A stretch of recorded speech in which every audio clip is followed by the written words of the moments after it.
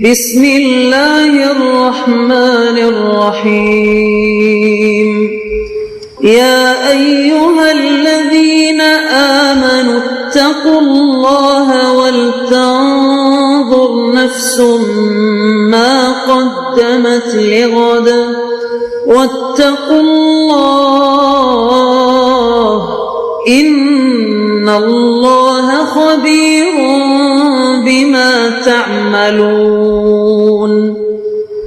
اے ایمان والو، اللہ سے ڈرتے رہو اور ہر شخص کو دیکھنا چاہیے کہ اس نے کل یعنی آخرت کے لیے کیا سامان بھیجا ہے، اور ہم پھر کہتے ہیں کہ اللہ سے ڈرتے رہو، بے شک اللہ تمہارے سب اعمال سے خبردار ہے۔ بسم اللہ الرحمن الرحیم، الحمد للہ رب العالمین، والصلاة والسلام على اشرف الانبیاء والمرسلین وعلى آلہ واصحابہ اجمعین ومن تبعہم بإحسان الى یوم الدین۔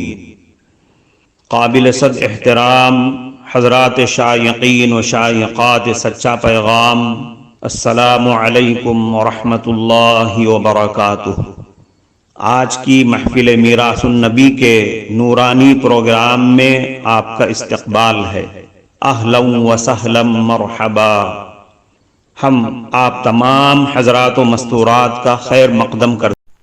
محترم حضرات و خواتین، تعلیم کا آغاز ہو رہا ہے۔ سب سے پہلے آداب تعلیم کا لحاظ کرتے ہوئے تعلیم کی طرف متوجہ ہو جائیں۔ پورے دھیان سے سننا، عمل کی نیت سے سننا اور تبلیغ کی نیت سے سننا، یعنی سنی ہوئی باتیں دوسروں تک پہنچانے کے جذبے سے سننا۔ چند خاص آداب تعلیم ہیں، امید ہے کہ آپ حضرات ان آداب کا ضرور خیال رکھیں گے۔ جزاکم اللہ۔ بسم اللہ الرحمن الرحیم۔ یقین کیسے بنتا ہے؟ یاد رکھیں، مشاہدات کے تذکروں سے یقین بگڑتا ہے اور غیب کے تذکروں سے یقین بنتا ہے، اس لیے گھر میں اس کے تذکرے کرنے چاہیے۔ مردوں کو چاہیے کہ وہ گھر کی عورتوں اور بچوں کے سامنے ان باتوں کا تذکرہ کیا کریں کہ ہم اللہ پر ایمان والے لوگ ہیں، لہذا ہماری زندگی کا سیٹ اپ کفار سے الگ ہے، یہ کبھی ایک جیسا نہیں ہو سکتا، اس لیے کہ ہم اپنے ایمان پر ہر وقت قائم رہنے والے ہیں، ہر حال میں اللہ تعالیٰ کی طرف رجوع۔ مومن اپنے دل کی آنکھ سے دیکھتا ہے کہ مجھے اعمال سے کامیابی نصیب ہوگی، اس لیے مومن کو جیسے بھی حالات پیش آتے ہیں وہ ان میں اللہ کی طرف رجوع کرتا ہے۔ مومن کی مثال چھوٹے بچے کی طرح ہے۔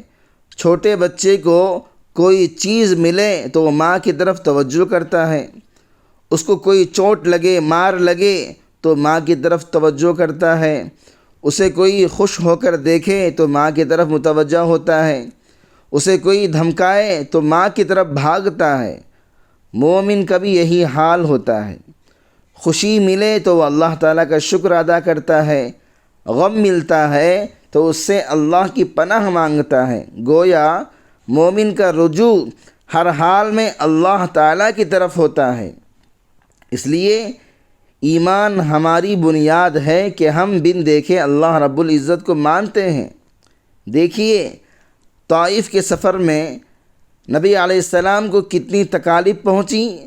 دو فرشتے آتے ہیں اور عرض کرتے ہیں، اللہ کے نبی صلی اللہ علیہ وسلم اگر آپ اجازت دے دیں تو ہم 2 پہاڑوں کو ملا کر ان لوگوں کو ختم کر دیں گے، لیکن نبی صلی اللہ علیہ وسلم نے فرمایا کیا پتہ ان کی آنے والی نسلوں میں ایسے لوگ پیدا ہو جائیں جو ایمان لانے والے ہوں۔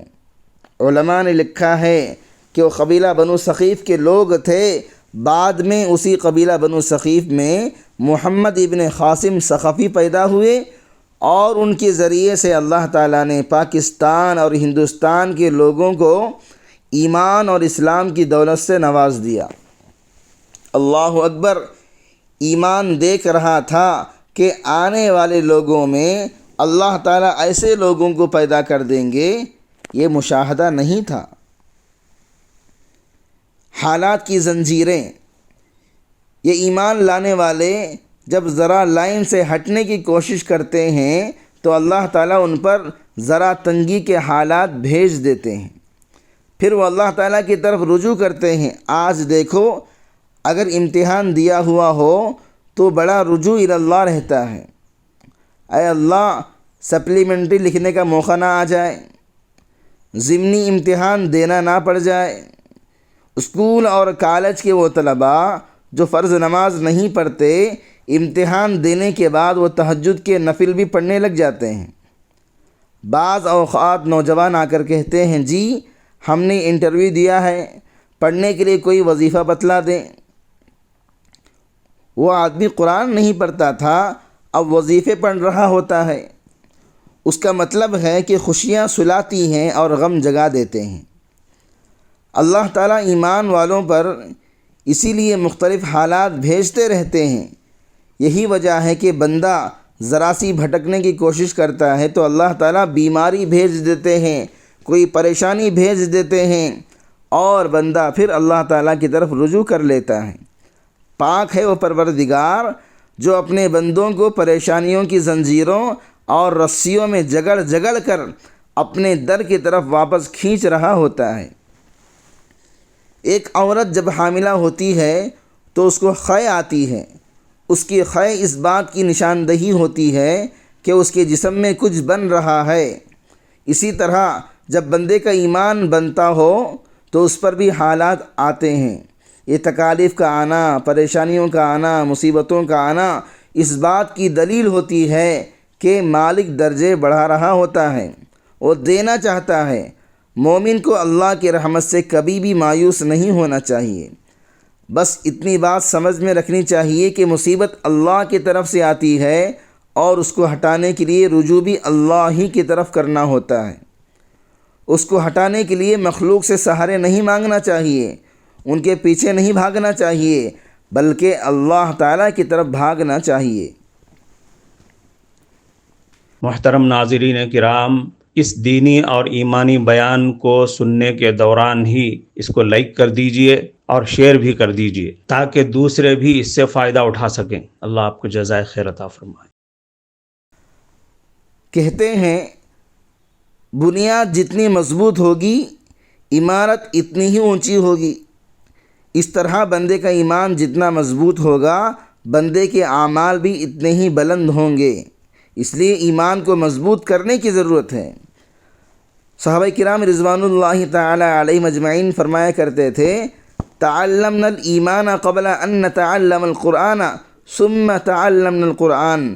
ہم نے قرآن سیکھنے سے پہلے ایمان سیکھا، اس کے بعد ہم نے قرآن مجید سیکھا۔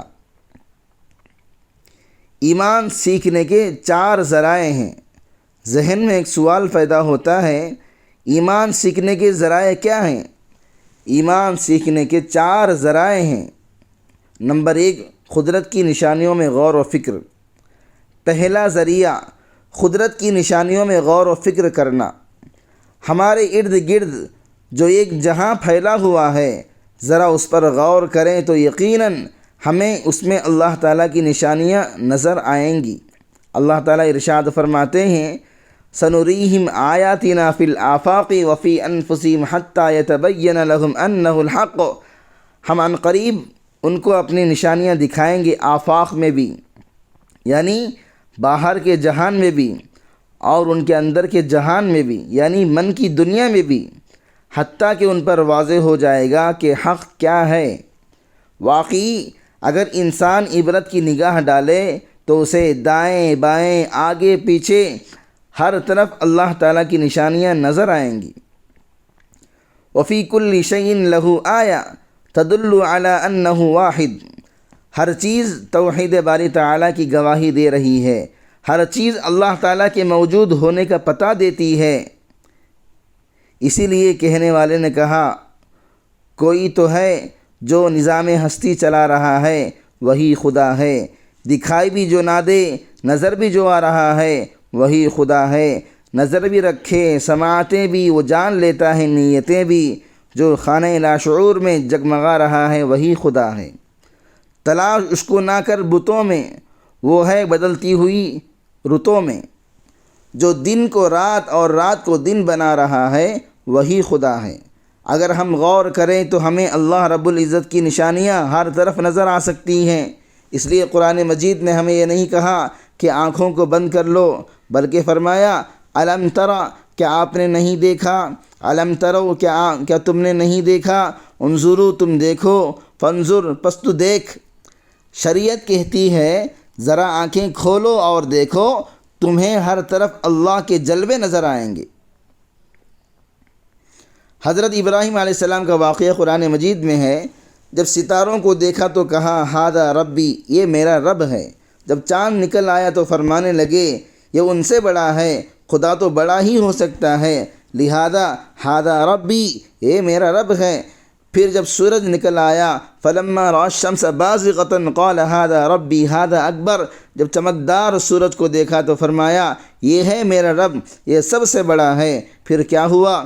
فلما افلت قال یا قوم انی بریء مما تشرکون، جب وہ غروب ہو گیا تو فرمایا غروب ہونے والا خدا نہیں ہو سکتا۔ تو دیکھیں، جب انسان قدرت کی نشانیوں پر غور کرتا ہے تو اس بات پر پہنچتا ہے کہ یہ چیزیں خدا نہیں بلکہ ان کو پیدا کرنے والا خدا ہے۔ کفارہ مجلس کی دعا پڑھ لیجئے۔ سبحانک اللہم و بحمدک، اشہد ان لا الہ الا انت، استغفرک و اتوب الیک۔